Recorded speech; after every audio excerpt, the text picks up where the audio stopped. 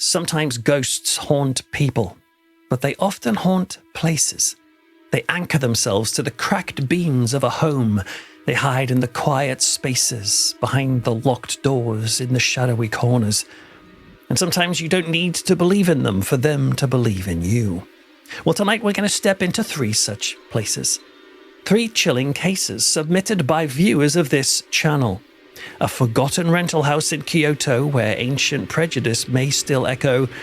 An abandoned property in England where something unseen creates chaos that is loud enough to summon the police. And finally, our main story, a suburban Indiana home where an invisible rage infects the minds and bodies of the males who live there.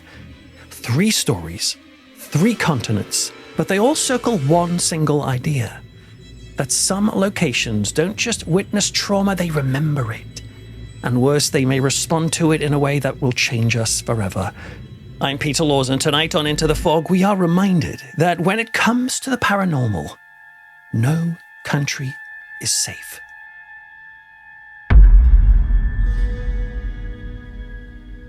There's something about dolls that unsettles us.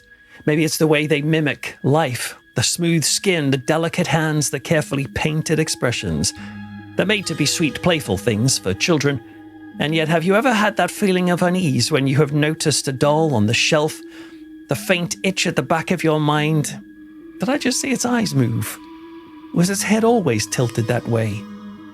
Well, of course it was. If you're thinking that, you must be imagining it. Or were you? Into the Fog viewer Bernard got in touch with me with a really fascinating story.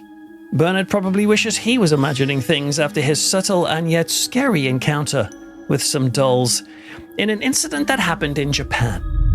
It all started in an old 2-story house on the fringes of Kyoto.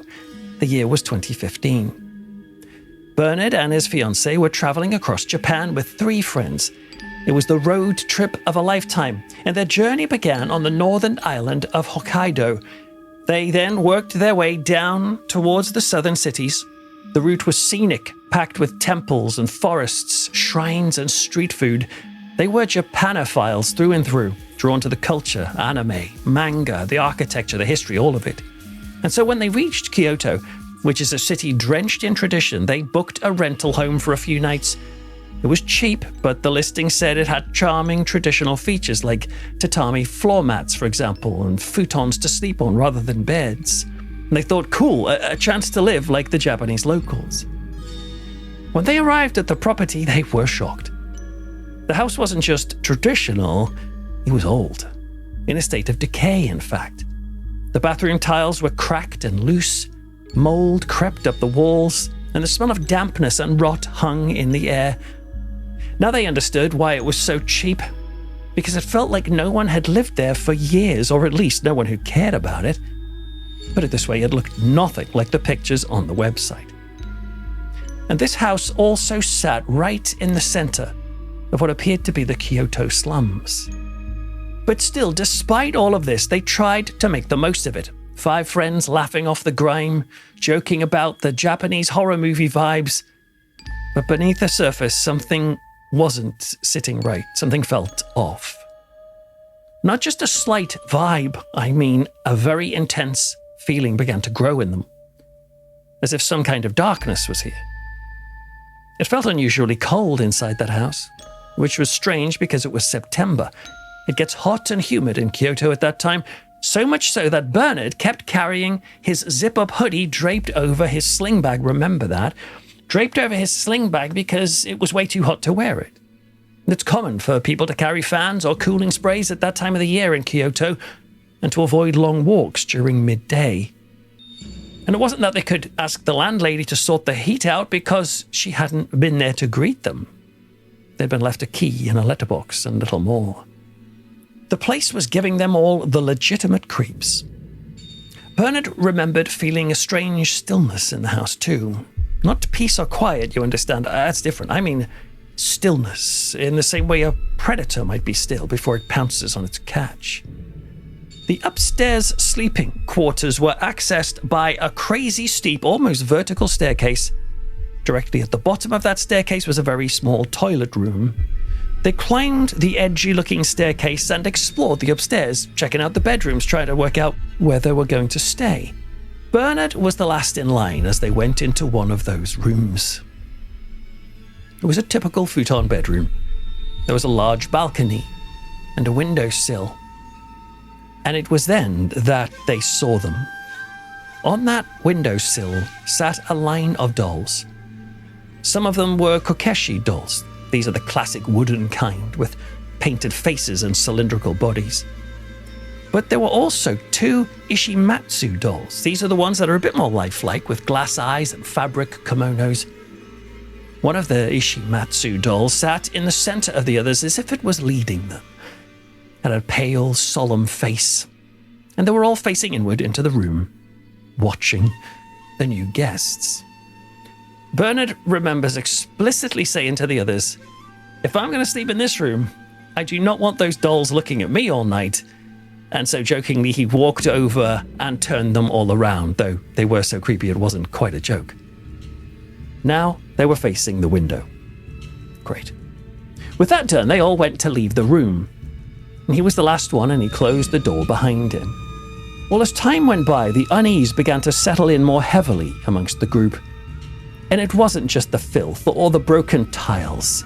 It was the atmosphere, the tension that had crept into this little group of people. And a quiet consensus began to grow. None of them really wanted to spend a night in this place. Never mind the 3 nights they had booked it for. And so they made a decision. They weren't staying in this. They'd leave. They took photographs of the messed up house and the damage and used that as evidence so they could inform the landlady, and they packed their bags and prepared to meet the van they'd been traveling in. But just as Bernard was about to go, he noticed something. His hoodie. You know, the one that he had draped over his sling bag because of the heat? It wasn't there. Which meant it must have slipped off his bag somewhere in the house. Upstairs from the looks of it, because it didn't seem to be lying around down here. He didn't want to go back in those rooms, none of them did, but it would only take him a minute. So while the others prepped the van to leave, he climbed that creepy staircase alone. The house was silent as he checked for his stuff, and he found himself at that old familiar door again, the room where the dolls were. He opened it up, and straight away he saw it. His hoodie. He had left it in there after all, but... Wait a sec. That can't be right. When he came into the room earlier, the hoodie had been draped on his sling bag. So, fair enough, it must have slipped off. That could have easily happened. So why wasn't it lying in a heap on the floor? That would make sense. What didn't make sense was that his hoodie, right now, was folded neatly, and it was sitting on the windowsill, right in front of the dolls. But when his attention came off the hoodie, that's when his mouth fell in shock. The dolls that he had only just turned to face the window were now facing back into the room again, looking right at him. When Bernard spoke to me about this moment, he was insistent. Without a doubt, he was the last person to leave that room earlier. And also, without a doubt, nobody, and he was serious about this, nobody had gone back up the stairs to look at the rooms since they left those dolls and since he turned them round. And so Bernard stood there in this horribly cold house trying to get his head around it when he realized that in the confusion of it all, he'd missed something. Bernard had a DS, you know, the Nintendo DS, the handheld gaming system that was popular back then. He normally kept his DS in a carry case to protect it from drops and scuffs. Yet the DS case was right now sitting neatly on top of his perfectly folded hoodie. The hoodie had been freaky enough, but he knew that had been hanging off the bag, so it could have dropped, theoretically. But how on earth was the DS case out? Because he always, without fail, kept that inside his sling bag. And yet there it was, sitting there amongst the staring dolls that, as impossible as it sounds, had moved independently. He told me at this point he felt a strange prickling sensation across the back of his neck. And needless to say, Bernard grabbed his stuff and raced out of that room. I asked him if he saw anything unusual as he rushed out, but he admitted that he was so disturbed that he developed a kind of tunnel vision, just so he could escape. He almost slipped on the steep staircase, and he raced to the others in the van, just so he could get a space between himself and those staring, dull eyes. Well, the rest of the trip went without further incident, and he continued to think about the Kyoto house and the dolls. And he was particularly chilled when he was chatting with a Japanese friend. They got talking about the Kyoto house, and his acquaintance had a reason why that home may well have been so cheap. He said the area was a place where the Burakumin live, but it wasn't sure what that was, so he asked for an explanation. Turned out the Burakumin were the people who worked in the industries associated with death. Grave diggers, executioners, slaughterhouse workers, butchers, tanners. Apparently there is still a taboo label on those areas and on the descendants of the Burakumin people. There's no formal caste system in Japan, you understand, but some still regard the Burakumin as an underclass. Is there some link between the Burakumin and the incident in the room, or are they completely unrelated? Who can tell? All I can say for sure is that when he shared his story with me, Bernard said, as illogical as it all sounds, he swears it happened to him. Still though, what happened in that Kyoto house didn't put him and his fiancée off. They've been back to Japan 4 times since. But those dolls do stay with him. Enough for him to mention it once in a Facebook group with people who were discussing paranormal events. And he felt a chill when a woman responded to his comments saying that she had been to that exact same area and had had an incredibly similar experience, but as yet, she hadn't shared what that was. She seemed to have just gone quiet. It would be fascinating to hear more. Do you live in Japan, or would you like to help with the investigation of this short but fascinating story? Well, I can't share the exact property address for privacy reasons, but the area is called Higashikujo Minami Matsunokicho. Perhaps you may be able to discover even more encounters with the dolls of Kyoto.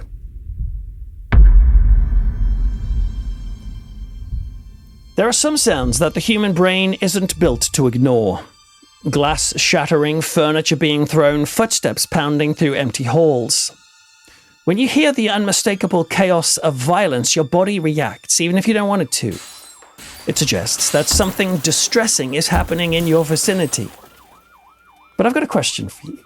What if you heard such noises, but it turned out that they had a much darker and more mysterious cause? Well, that's what happened to Into the Fog viewer Jin Amara Singh.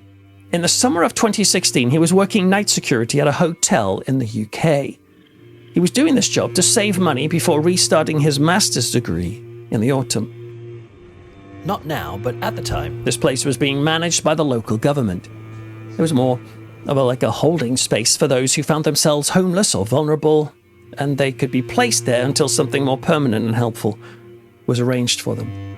And the job also involved them patrolling some of the houses that surrounded the hotel, because they too were being used to house and help vulnerable people. The tenants of the houses and the hotel were often struggling with addiction, mental illness, or homelessness. Some were aggressive, others were just trying to survive. And the place would sometimes carry a low hum of tension. Though it was still summer, the shift started with a long, drawn-out evening where the sun was still up, still lingering. Jin was working with a colleague. His name was Eric, and they were preparing to do a routine patrol of the hotel and the neighboring houses of the property when the phone in the security office started to ring. They grabbed the phone and asked what was wrong, and the tenant on the other side of the line reported that loud noises and the sound of smashing glass was coming from a house that was next door to the hotel nearby. The tenant was worried that a domestic argument must have turned violent and someone must be in danger. And serious danger at that, because the volume was incredible of this crashing and banging. They grabbed their list, figure out which house the tenant was complaining about, and thought, it's a bit odd. The house is currently listed as empty. So Jin and Eric caught each other's eye, and it could only mean one thing. Some sort of burglary was in progress, or squatters had broken in and were trashing the place. Whatever it was their job as security guards to sort this out. The house in question was situated at the back of the hotel. It had a gate which led into the house's garden. Jin and Eric entered that garden and walked to the house, and they were hearing doors slamming, massive thuds. They could hear glass being smashed and shattered inside that place. Well, the two men went around to the front of the house, had to go around a mini side alley, and from that angle, the sound was even worse. They could clearly hear furniture being upturned and slammed on the floor. It was then that they both realized that this was not something they should deal with alone, and so they followed procedure and they called the local police to come and help. Well, the police told them that a patrol car was on the way and that they should just wait. And as they waited, both he and Eric could still hear the sound of smashing and banging from inside the home. Well, the police must have been close by because the patrol car pulled up only a few minutes later.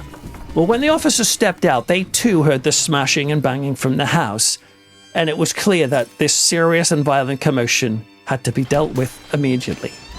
And so the officer said that he and Eric should go to the back of the house to guard the door in case trespassers ran outside. They could catch them then. Meanwhile, Jin and the other officer would go to the front door and hammer on it and warn the vagrants or whoever was inside that the police and security were about to come in. There would be no need to kick down the door, by the way. Being the security guard for these properties, Jin had brought the house keys with him. So he slipped it into the lock and turned, and the men braced themselves for a potential violent confrontation as the front door creaked open. But what happened instead was a different kind of shock altogether. The banging and the smashing sounds, which had been so incredibly loud just seconds before, completely stopped the very moment the door was pushed open. When Jin told me about that moment, he said that in terms of those sounds, it was literally like, quote, like someone had pressed a switch and turned them off. Those policemen patrolled that house thoroughly, scanning every inch of both downstairs and the upstairs, while Jin and Eric kept an eye on the rest of the house. But they saw no trespassers sneaking out of a window to escape, and when the officers returned from their house patrol, they looked totally perplexed. Not only did they say that the house was empty of people, it was empty of everything. Despite them all hearing the sound of objects being thrown and dragged around just now, the officer said they couldn't even find any furniture. Jin checked the inventory of the house on his records, and yes, that was as it should be. The house was listed as unfurnished, which made absolutely no sense. 2 security guards and 2 experienced police officers could have sworn that those sounds were coming from inside that house. And Jin puts it this way: my heart was racing because I just could not comprehend what was going on. I was convinced there were burglars somewhere in the house, but the police insisted they had checked the house thoroughly and the back door was locked. Eric also confirmed that no one had run out of the back of the house. Well, all 4 men went inside and looked around. Jin said the place smelled musty. And I asked Jin to clarify the timing of this, by the way, so we'd know what the lighting was like. He said it was a summer evening, so this was between 7 and 8-ish, so it was still fairly bright. But as they walked around this clearly lit home, they really couldn't find broken glass or smashed windows. The house had mirrors. They were all intact. You do appreciate what I'm saying here, don't you? That the racket of smashing things was right at the front door. They'd just been at the front door. They could hear it through the door in this house. He said that all 4 men were so confused and that the police were visibly spooked and wanted to leave. Well, there wasn't really much for them to do, was there? So they did leave. And Eric also decided to leave, but Jin realized he had to double check that they had locked all the doors. So he went to do that, but then when he was in the hallway, something struck Jin that he couldn't explain. It was, well, not just a feeling, it was an overwhelming sense of a sudden presence. He said he had the feeling of being watched. Not only did he sense this presence looking at him, he could pick up another sensation from it too. Listen to this. He said he could feel a kind of giddy excitement from whatever was in that house. Like it was delighted to have scared these 4 men. He had this strange sensation that it was coming from the living room area. And this feeling of mischievous, eager joy from this trickster in the darkness was too much, and Jin rushed from the house, locking it up tight behind him. In the days and weeks that followed, Jin and Eric made a point of checking the security camera feed for the house. But they never saw any sign of a break-in that night. The house was just there, sitting normal and innocent on camera. They checked through the security logs. Perhaps other guards had had problems with the place, or other tenants. They found nothing. There was no trouble from that house in any of the logs. He also looked into the previous occupants of that home. He wondered what if they'd left on bad terms. Did they come back that night to trash the place? No, they left perfectly politely. He was aware of an incident that had happened 2 weeks before he started the security job. A woman had tragically died of a drug overdose, and yet this happened in the hotel, not the house. So he didn't really make the link to what had happened. It was almost like a one-off. The point being, in paranormal stories and hauntings, we often assume, don't we, that something must have occurred before or after. But perhaps sometimes this is not the case at all.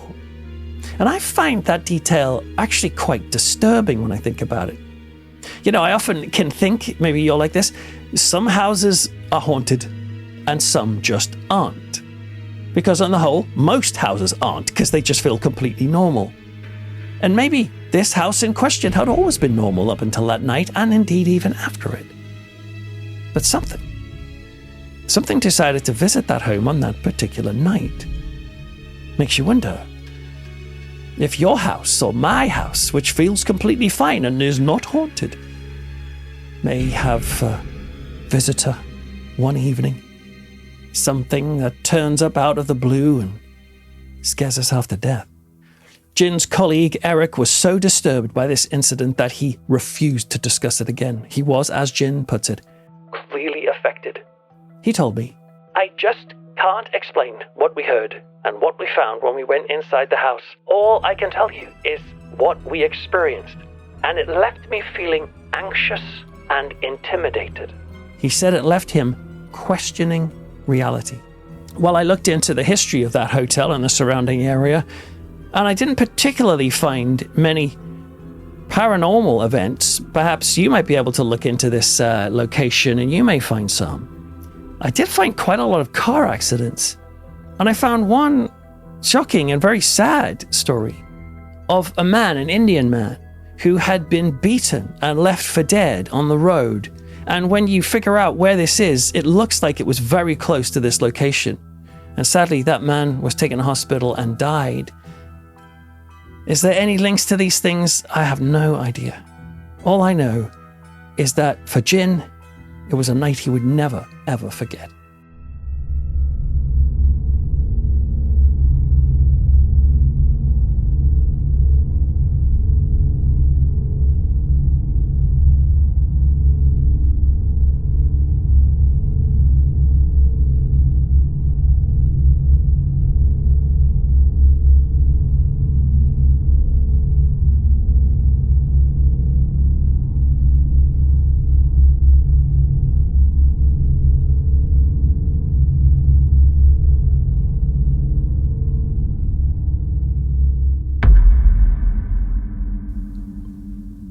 Some houses feel wrong the very moment you step inside.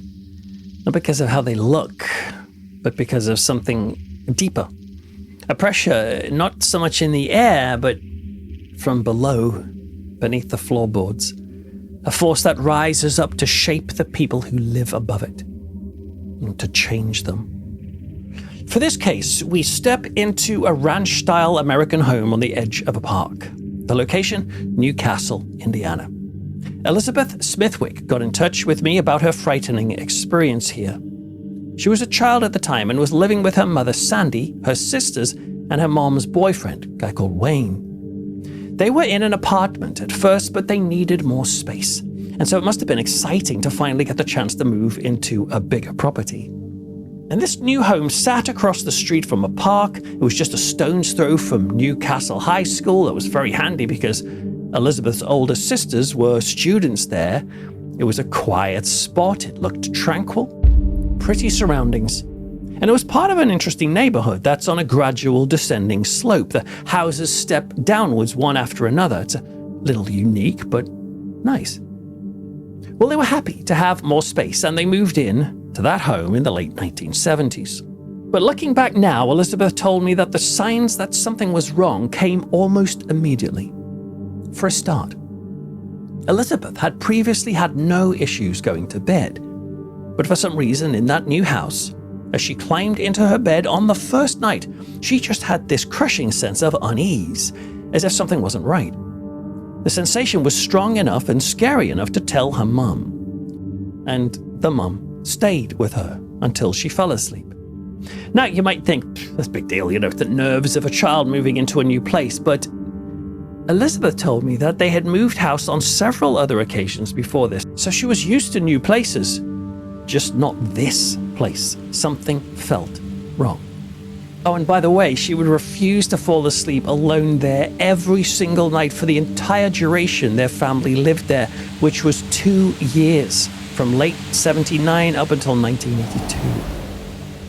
But there was something else, an element that will become crucial in this story. The neighbor's house. The house behind Elizabeth's had already seen trouble. There was a family living there when she moved in, and sadly, Elizabeth said that she would hear this family arguing a lot. The man and wife in that family would shout at one another, they would fight constantly. Elizabeth's family would sit in their backyard, just to sort of chill out, and all they could hear was the bitter rowing from just across the way, like so close, a stone's throw. It was uncomfortable. Why were they fighting? Well, we can't be sure, but maybe it had something to do with their worry. You see, they had a young son, and Elizabeth said that whenever she saw him, he looked ill and pale, with dark circles under his eyes. Clearly, he had some sort of health issue, but she learned that despite him seeing doctors, there was never a clear diagnosis. And leukemia was considered at one point, but those were ruled out after tests, so nobody knew what was wrong with him. Well, having a child going through that can indeed raise the tension in a household, but it seems like the father of that home just couldn't take it. He left the mother and the son. It must have been an incredibly challenging time for those neighbors, living in a house that was so emotionally charged. But soon that chapter actually came to a close because the mum and her ill-looking son moved away and a new family moved in. But that is when things really began to change. The previous neighbors were always arguing and tense, so it was not easy to build a relationship with them. However, when this new family moved in, it was really quite the opposite. Sandy, Elizabeth's mum, soon became great friends with the new mother next door. She was called Lainey. The two women would hang out together, they would play Scrabble, share coffee, and laugh a lot. And it was such a different atmosphere from before, it was just lovely. Lainey's husband was lovely and friendly, and they both had a son. His name was Billy. Now, Billy was a similar age to Elizabeth, so the families had a lot in common. And she and Billy would play together. And it was during one of these play sessions that Elizabeth said she felt a deeper sense of unease in that area. You see, behind Lainey's house was a kind of strange feature. It was a yard surrounded by trees. I checked the map images of this house, and that tree area is indeed clearly visible. But it's behind the house, so I couldn't view it with Google Street View. But of course, Elizabeth was able to see it up close, and she told me that the area looks like it is sunken. As if, well, I guess as if it once had a swimming pool, perhaps, or a pond. That's what it kind of looks like. But now that it had been filled in, you could play on it. Well, whatever it was, Elizabeth told me that something just didn't feel right about that patch of land. So she and Billy tried to play there. But it always felt weirdly cold. And I mean even in the summer months. I have never been to Newcastle, Indiana, so I don't know what the weather is like, but when I checked the weather info for that location, it turns out the summers there are usually pretty hot and humid. So for this area behind the house to feel cold at that time is pretty strange. But it was more than just the temperature. I pressed Elizabeth on what she felt when she was under those trees, and she said she felt like someone was looking at her, and closely too. As she played, she had the very strong sensation of someone standing, leaning over her. And both her and Billy felt the same sensation. It put them off playing there, and so they never returned to it. As a kid, that's actually a big deal. When I was little, if I had a ready-made play area right with a bunch of trees right outside my house, I'd have been playing with my A-team figures out there all the time. And it'd have to be seriously bad vibes out there to put me off having my own personal little playground. But both she and Billy never played on that patch of land again. It was just too scary. But then, even stranger things began, and it seemed to focus on Lainey's house. One day, Lainey knocked at Elizabeth's door. She had a question. Were they having any issues with their plumbing? Well, that's a classic thing in neighborhoods. If you've got a house issue, you check with your neighbors to see if they're having it as well.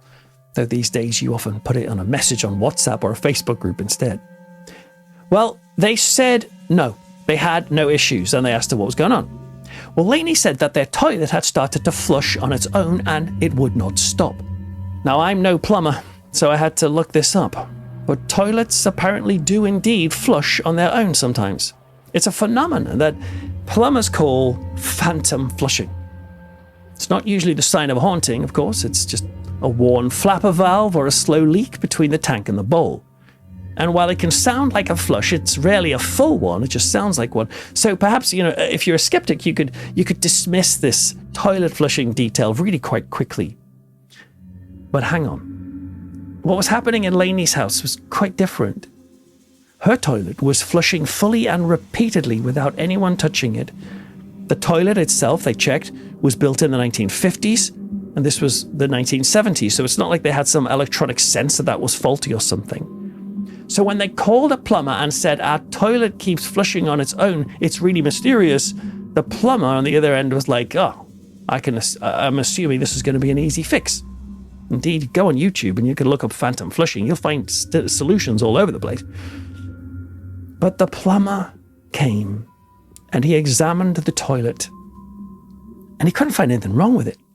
There were no worn parts, no obvious mechanical failures. There was no leak. The flapper valve was fine. For an older, fully manual toilet to behave this way and to do so persistently was legitimately strange. And that plumber left without any answer or solution. And the spontaneous flushing continued. For how long, I don't know.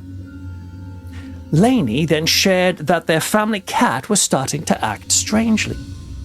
She would look at parts of the room intently as if seeing activity there, but nobody else could see what this cat was so transfixed with. Is that just a cat with better eyesight, perhaps, fixating on a piece of fluff floating along the room? Well, maybe. But all of these things start to accumulate because it just kept getting weirder. You see, Lainey began to admit that it wasn't just the cat who seemed to be watching things. Lainey said that she was starting to feel that something else in the house was watching her. It was an odd and oppressive feeling to walk into a room in a home you have previously found peaceful and homely, only to get the distinct impression that someone else is in the room with their attention fixed on you, and yet you don't see anything. Makes you feel, well, like a stranger in your own home, unwanted. But that wasn't all. Lainey's husband, he'd always been nice and lovely. He was talkative and friendly. And yet as the months ticked by in that home, he started to act strangely. He became quiet and withdrawn, short-tempered with people. And this really was very unlike him. Yet there it was. The son, Billy, started turning up at Elizabeth's house a lot. He said he didn't want to play at his house. He felt more comfortable playing at hers. Now, was this due to the tensions in the parents? Possibly, I don't know. But Elizabeth added that Billy was particularly trying to avoid being in his own bedroom alone. She wasn't sure why. But of course, Elizabeth was happy for him to play at hers. Yet as they sat together passing the time with games and toys, she couldn't help but notice something. Billy had always looked normal and healthy. But now he was starting to lose his spark. His energy was fading. He looked pale, tired a lot. This was about 6 months after they had moved into the house, and this change was dramatic. Now, Elizabeth has a disability herself, which includes a bleeding component, and that brought on anemia back then. And she told me that for a while, both her and Billy both looked pale and faded, or how she puts it, we together looked like vampire children. Well, the boy's sickly appearance was soon noticed by his mother, Lainey, and she took him to the doctor. They suggested that maybe the boy had cat scratch fever. That's a bacterial infection, sometimes passed from cats to children. It can cause swollen lymph nodes and fatigue. But Billy had no fever, and the diagnosis felt more like guesswork than a solution. His blood work came back completely normal. Yet despite these negative results, there really did seem to be something troubling him physically. He looked awful. And Elizabeth couldn't help but remember the previous family and how their son had also been unwell, and how their father often seemed argumentative and upset. There was like history repeating itself right next to her home. Well, things took a very eerie turn when Lainey came over to Elizabeth's house one day. She said something had happened in the basement of the house that had disturbed her. She wanted to talk about it. A while ago, while at school, Billy had drawn a picture of Walt Disney's famous character Mickey Mouse. He brought it home and Lainey loved the picture, so much so that she snapped it into a plastic frame and she now had it sat over the washer and dryer in the basement. So she saw that picture often when she was doing her chores, and it would always give her a smile, give her a chance to think about her boy. But on that day, she was putting the laundry on when she happened to look up. The drawing of Mickey Mouse was upside down. Now, listen to what I'm saying here. You might think, big deal. It fell off the dryer, someone picked it back up and wasn't looking, propped it up wrongly. Case closed. No, not so fast. You see, I'm not saying the frame was upside down. The frame was still in the correct position. I'm saying the picture inside the frame had been taken out, turned on its head, and placed back inside. Now, Lainey's first thought was that someone in the house has got to be trying to do some sort of prank or think it's funny. So she asked Billy, "Did you do this?" He shook his head. He was like, "No, I hadn't done that at all." Lainey asked her husband. He just looked at her saying, "Why on earth would I turn a picture upside down in a frame? Like, who does that? Not me. I didn't do it." This was starting to get scary. But as unsettling as the activity had been, at this point it had seemed largely indirect. That was about to change. One day, Elizabeth's mom, Sandy, went over to Lainey's house to ask for something. She didn't go inside. Instead, the two women were standing on Lainey's covered porch, having a chat, very normal. Things seemed fine, but while they were talking, Elizabeth's mom suddenly froze because something touched her shoulder. And this thing that touched her was incredibly cold, and I'm talking like ice. She was startled, of course, and she looked back to see who had touched her. There's nobody there. Well, she immediately looked up. She thought, well, whatever was that cold thing that just touched me and almost like stung my shoulder, it must be from the porch roof. Maybe there's a leak in the gutter and some really cold water has fallen down. But they looked up and there was nothing. Was it just one huge drip that had hit her? No, because she was wearing a red velvet top at the time, so if the water had hit her shoulder, there would have been a darker area due to the moisture. Yet the velvet on her shoulder was dry and red as the rest of her. Besides, it happened again. That cold thing touching her, and then it happened a third time. In the shock of it, she physically kept trying to brush off whatever was on her. And she said that no matter how insane it sounded, it actually felt like an ice-cold hand was grabbing her shoulder and gripping it with deathly cold fingers. Sandy looked straight at Lainey and told her what was happening. And Lainey's response was unnerving. She didn't say, "Don't be silly," or "What are you talking about?" Instead, with a sense of sort of depressed resignation, Lainey simply said, "Oh, it does that." Evidently, these cold hands had grabbed Lainey before too.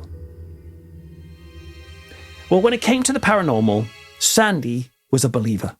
And so when Lainey started talking about something weird going on in her house, she was ready to sit and listen without judgment. And so Lainey shared her experiences in the house so far. And she also expressed her concerns about her family. She was still worried about Billy, who continued to appear sickly and tired, but there was still no explanation from the doctor. And then there was her husband. Lainey said his personality was shifting more and more. This warm and open man was now sullen and angry. She'd never seen him like this before. Now, this is really quite interesting. Lainey, when she said this about her husband acting, cold and sort of horrible, Elizabeth's mom, Sandy, heard this and her face lost colour. And they were like, what's wrong? Sandy admitted that, oddly enough, the same thing was happening to her boyfriend, Wayne, who lived next door with her, with Elizabeth and the girls. He was gone a lot more than Lainey's husband because he was a salesman, so she didn't see this side of him that regularly or as regularly as Lainey saw in her husband. But when he was present, his mood was dark. When he was back at this house, he seemed distant. Why would both men be changing like this? Especially when it seemed to be an echo of the previous men in this location, changing their personality too. It was weird and it was worrying. Well, in time it got worse than that. Lainey's relationship with her husband became so tense. They were starting to have awful fights, but it wasn't only shouting.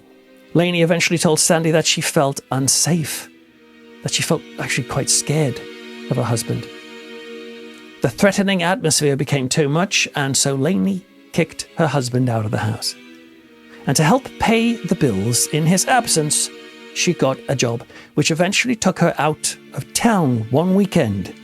And that was the weekend of a big event at the high school that was about to take a shocking and sinister turn.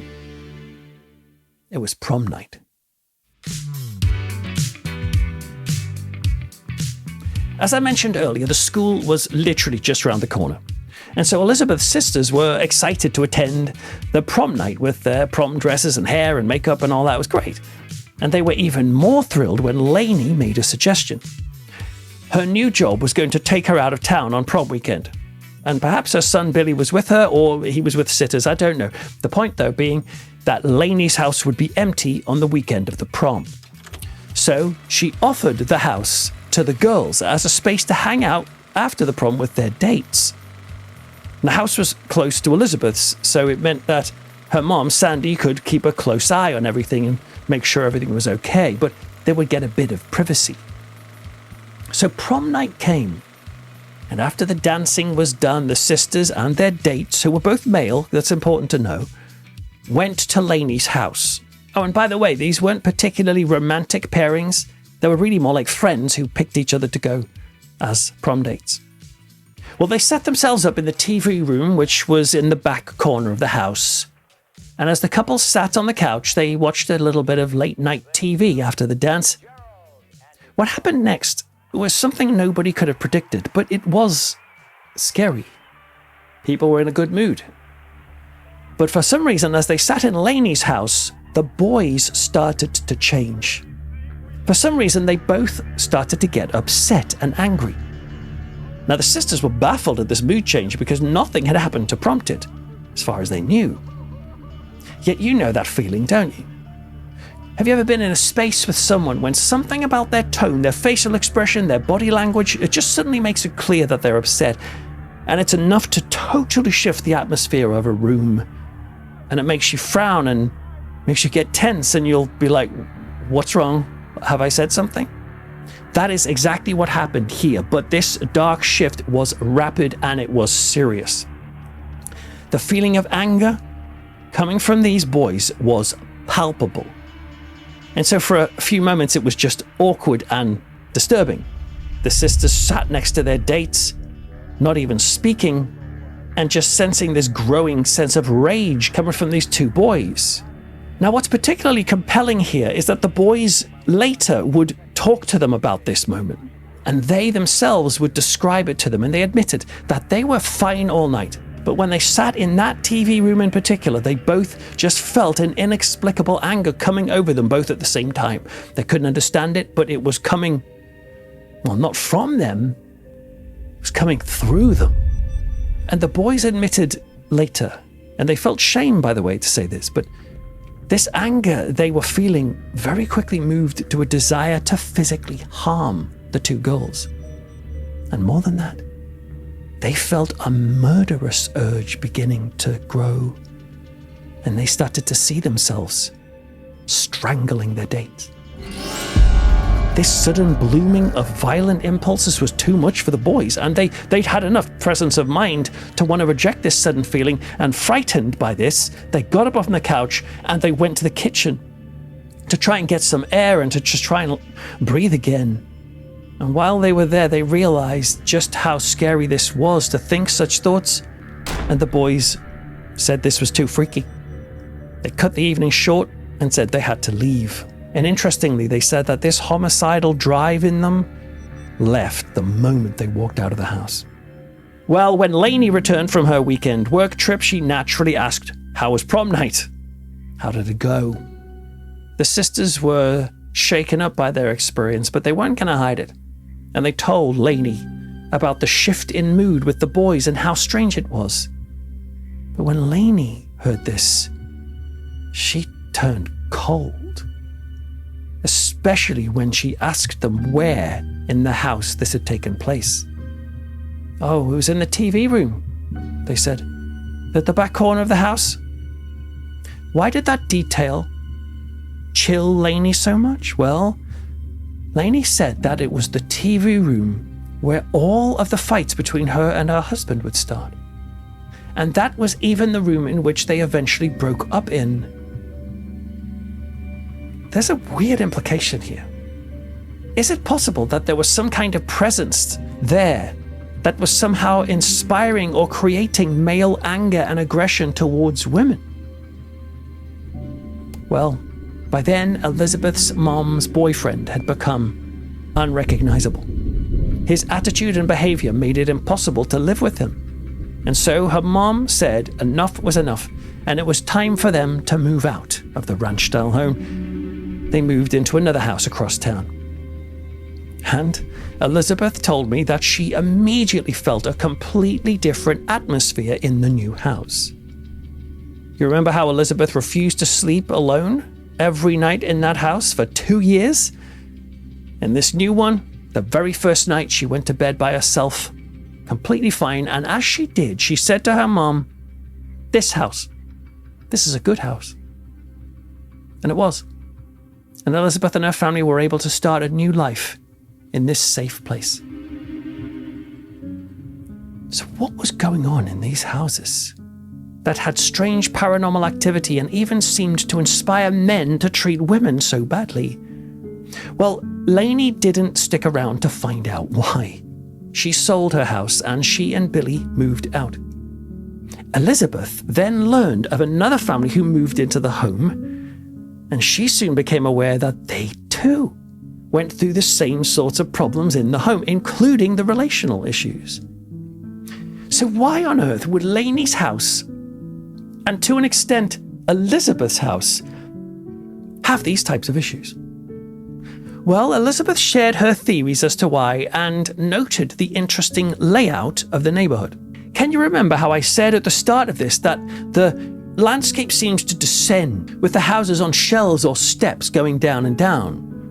Well, Elizabeth told me that this sort of layout suggests the area was built on the top of Native American burial grounds, and she felt that might account for the strange energy of that place.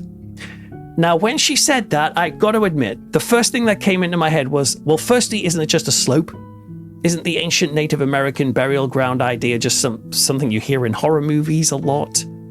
But when she said this stuff, I didn't just dismiss it. That's not my style. I'm like, okay, right, well, I'll look into this. I did.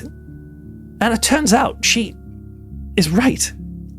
The neighborhood where she lived Newcastle, Indiana, this area.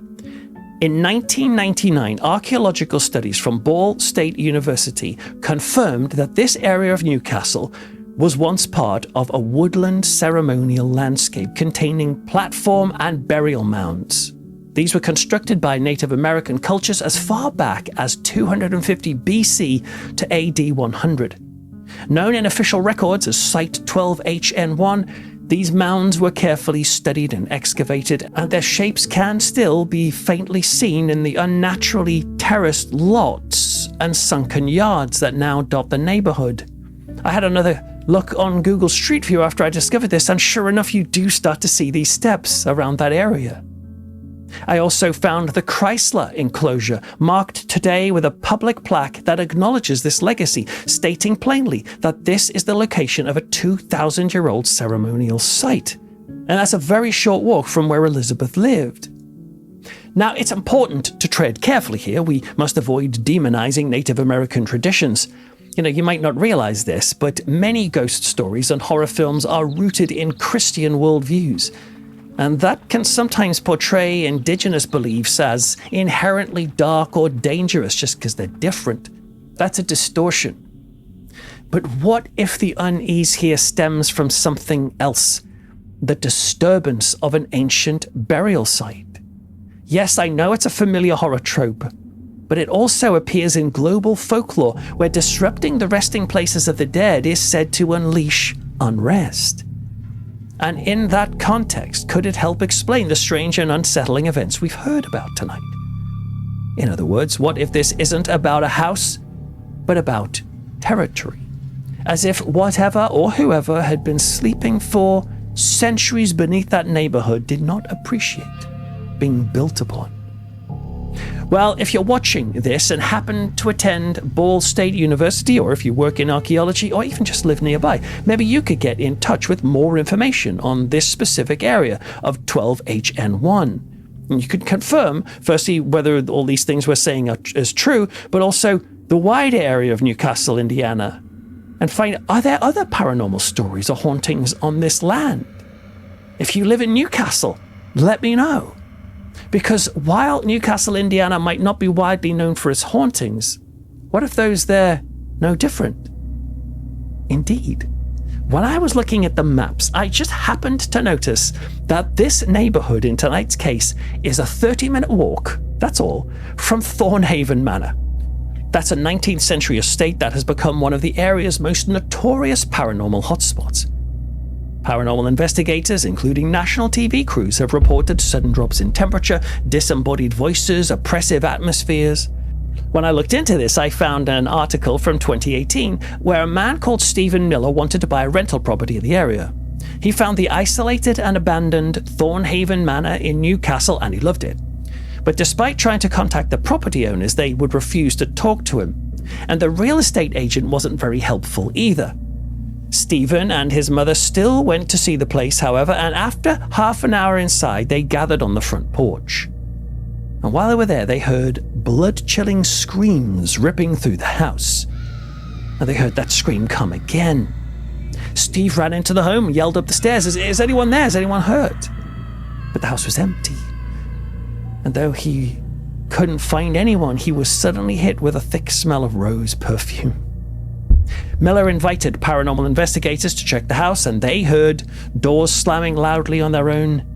And since then, many ghost hunters have visited the place, including the Ghost Adventures team who did an episode on that place. Mediums have claimed that 40 spirits are roaming the house, and researchers have uncovered at least 7 deaths on the property. Well, that's all fascinating stuff, but I found this interview with Miller with Fox 59, where he said something intriguing. He said there's lots of paranormal activity that happens inside the house, but it didn't seem to be particularly threatening. But then he added this. Every once in a while there is angst. There is a negativity that comes through there, but it's nothing compared to the outside. People think the outside can be just plain evil. I find that really interesting, that he says it's not so much the house, but it's the land around the house that seems to contain a sort of latent rage. And all this within easy walking distance of Elizabeth's home, who had the same thing. I also found a report from the Southern Indiana GhostHunters.com group. They investigated the mansion one night, and they had all sorts of activity occur, such as footsteps, equipment failure, draining batteries. To be fair, these details are all pretty common in paranormal cases, and they're no less fascinating, but I'm just saying they're pretty common. What is less common, however, in ghost hunting reports is when the investigators say they begin to feel inexplicable anger. But listen to this line that I found buried in this report. "We heard voices, footsteps, a growl in the servants' quarters, and all had personal experiences of heaviness in the chest, cold spots, head pressure, and feelings of anxiety and almost anger at times, all for no apparent reason." It'd be fascinating to learn if the ones who felt the anger were the men in the group. If you're from Southern Indiana paranormal groups, please let me know if that's you. I'd love to know.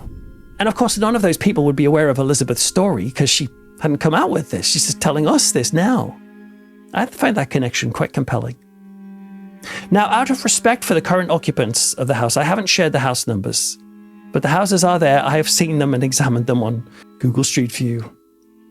And all of the areas do match Elizabeth's story. And if her story is true, then perhaps this isn't so much a haunted house case, but a case of haunted land. And it makes me wonder, what else has happened in Newcastle, Indiana? What if the mystery may be deeper and wider than we think? Well, the stories we've heard tonight suggest something deeply unsettling. Whether it's the shunned rooms of Kyoto, a quiet house behind a council-run hotel in England, or a sunken yard in Indiana that seems to inspire anger, hatred, and murder. It just reminds us that sometimes darkness doesn't wait to be invited in, it just shows up. And more disturbingly, it doesn't seem to care about borders, customs, or belief. Because if hauntings can cross oceans, slip through languages, and take root in any house, then ask yourself this: if no country is safe, why would your house be any different? You might be home right now. You might be alone. Wherever you are, just for a moment, let's listen. Listen to the hush of the hallway. Listen to the breath of the room. For 10 silent seconds. Listen.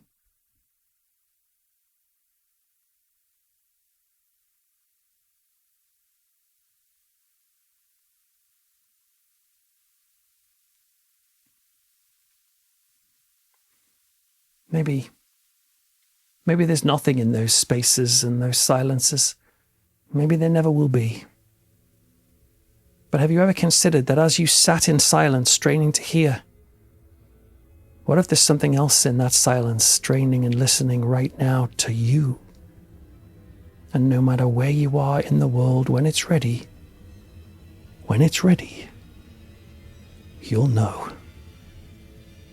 I'm Peter Laws, and you've been listening to Into the Fog. Good night.